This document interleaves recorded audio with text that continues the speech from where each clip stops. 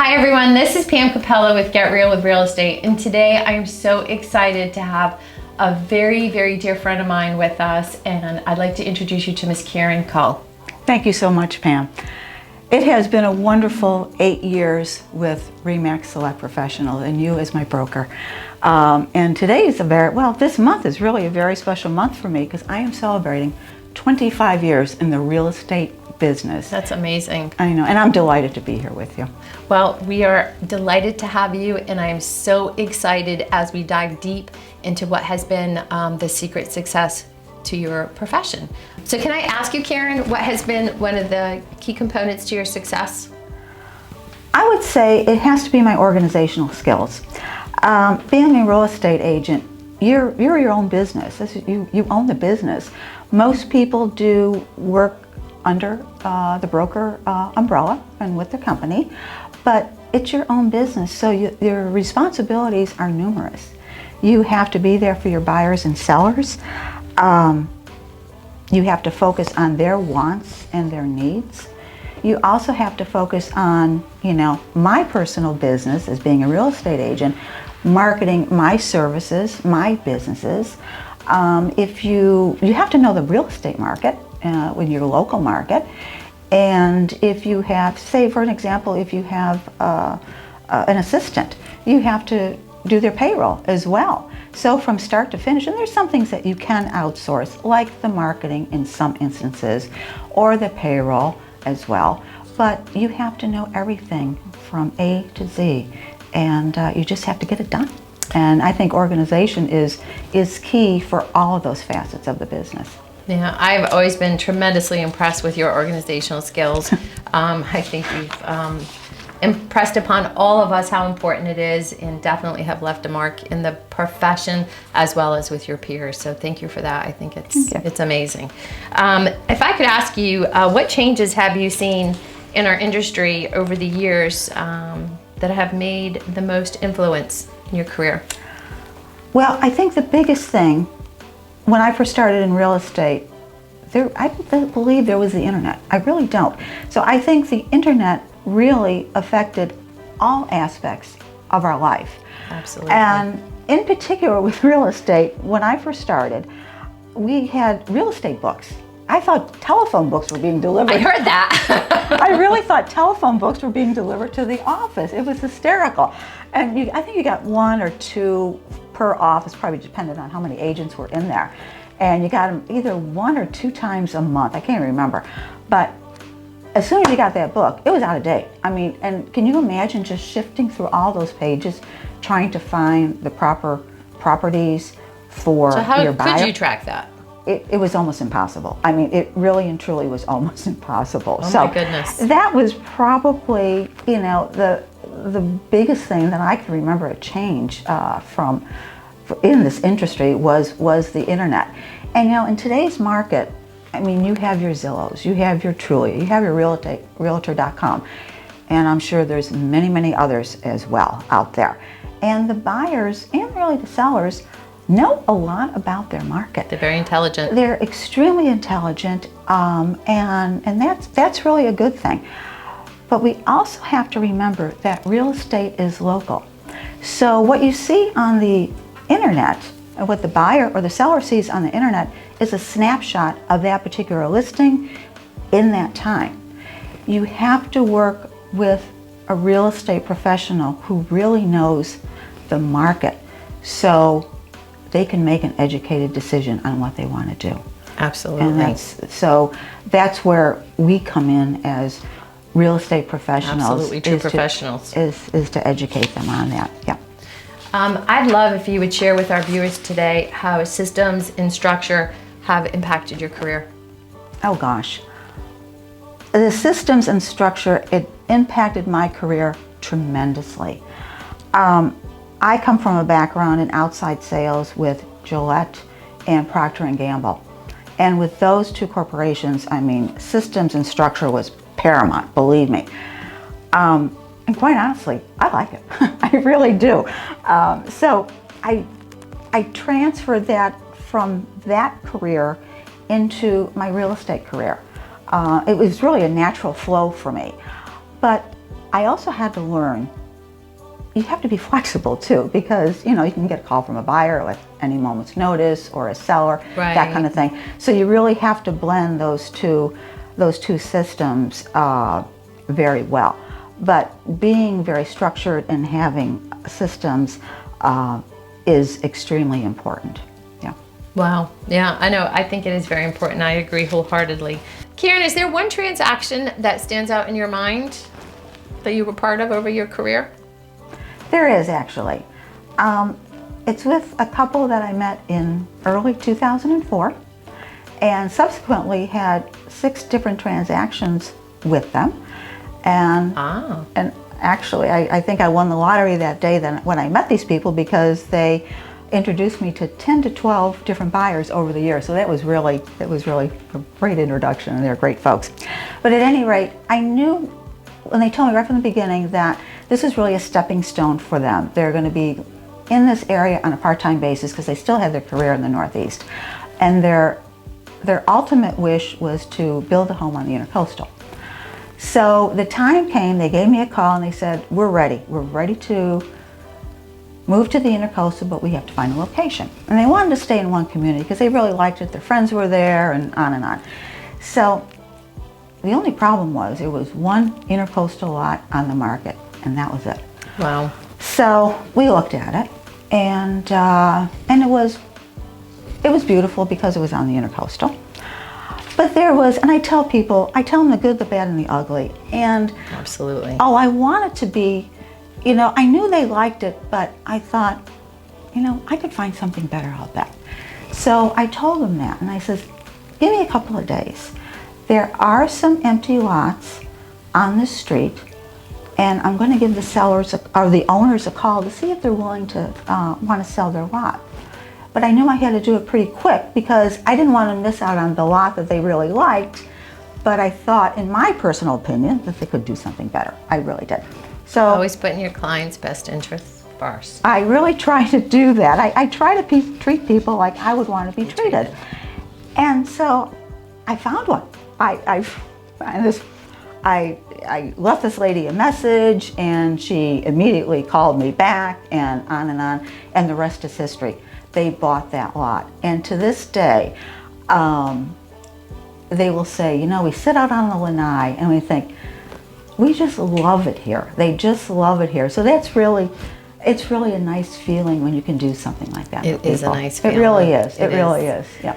So it's interesting because what I hear, and I hope that our viewers can pick that up, how many transactions did you say? Over 6 or 7 with this family?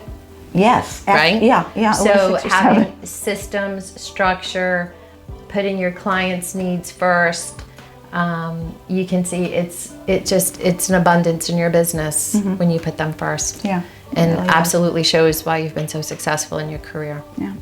Thank you, Karen. My pleasure. So I have a few more questions. Oh, okay. If you could change one thing in our industry, what would that be? Well, it probably won't happen. We can wish. It probably won't happen because I've been in meetings where this has come up, and it's just like, forget it. I would love if the state of Florida could have one MLS system. Yes. And one lockbox system. Yes. Now I know we have the MLS Advantage, but I like to get used to one system. I am systems oriented, obviously. I like to get used to one system that I can use it to its utmost. I know. And I just, so I would like I can't agree more. I think there's nothing more embarrassing when we go out to show a property and they have a lockbox from a different county, and then we can't access it. It's extremely embarrassing when you're working with customers. So I wish that, yes, we would be streamlined across the state. I would agree with you. Yeah. That's a good one. Very good. So are you ready for the next one? Why not? If you could have dinner with 3 people, who and why? Okay. This was a very thought-provoking question. Yes. It really is very thought-provoking. I would really like to have dinner with my mother and father. My mom passed away in '93, and my dad in 99. But I would love to get together with them now and just say, you know, when you're looking down on me, am I making you proud? That's really important to me. I would also like to ask him, you know, growing up as your daughter, was there anything I should have done differently that made your parenting any easier? Although I really thought I was a pretty good kid at the time, but At the time, yeah. I'm sure I had my moments. Oh, we all do. Yeah. Or yeah. did. So, Yeah.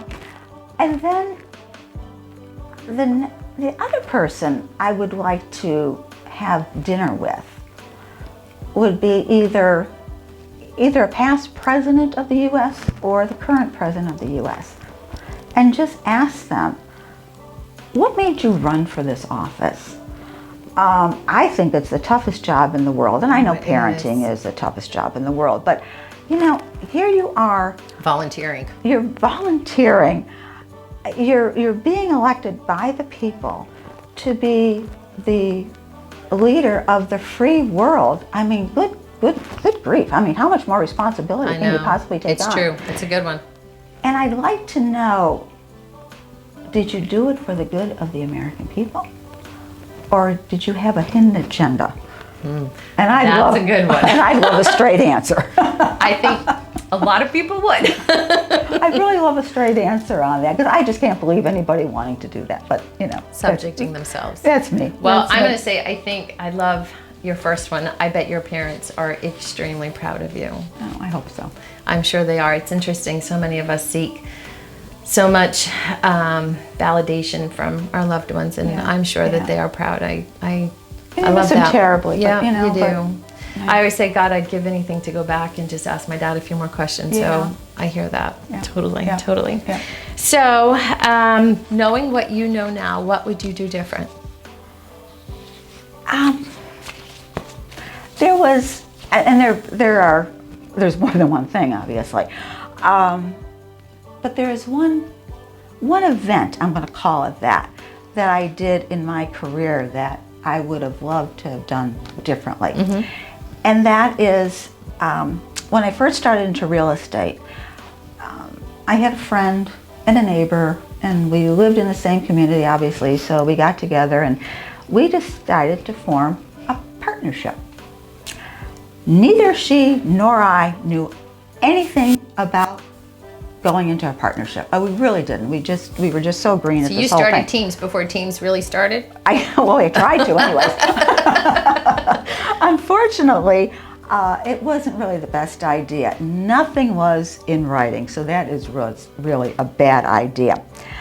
So when I wanted to form a team this time around, and this was just a few years ago, you and I chatted about it, I was really hesitant because of that bad experience. I mean, that was years ago, and it was still very fresh in my mind. So I thought, okay. So I went to you, and I talked about it, and you knew I was very hesitant, and you said to me, I may have somebody that you want to talk with. And I said, okay, fine. So the moral of the story is that it has been an extremely wonderful, productive, great experience that I'm very grateful for. And I think it works both ways, because Crystal Kane, my business partner of the Karen Kull team, you know, we're very much alike. We have the same work ethics. She has a lot of drive. I mean, we really connected, and we really have the same goals, and we work towards those goals very effectively and very similarly. So it's worked out great. So thank you for that introduction of Crystal Kane. It's worked out great. You're welcome. I knew she'd be a good fit for you. And, you know, just because, you know, we come along the way in business and things don't work out the first time, we always learn from them. Oh, gosh, yes. We always learn from them. And I believe that there is someone out there for all of us that we can partner with if that's what we choose to do. Yeah. And Crystal is amazing. So yes, she is. She is. And she is and will continue to be an asset to anyone she continues to work with. Absolutely. Absolutely. Hands down. Absolutely. So interesting. I always love to ask this question. If there was one piece of advice you could give a young person coming into the business, what would that be? just be yourself. Just be yourself. Follow your own golden rule.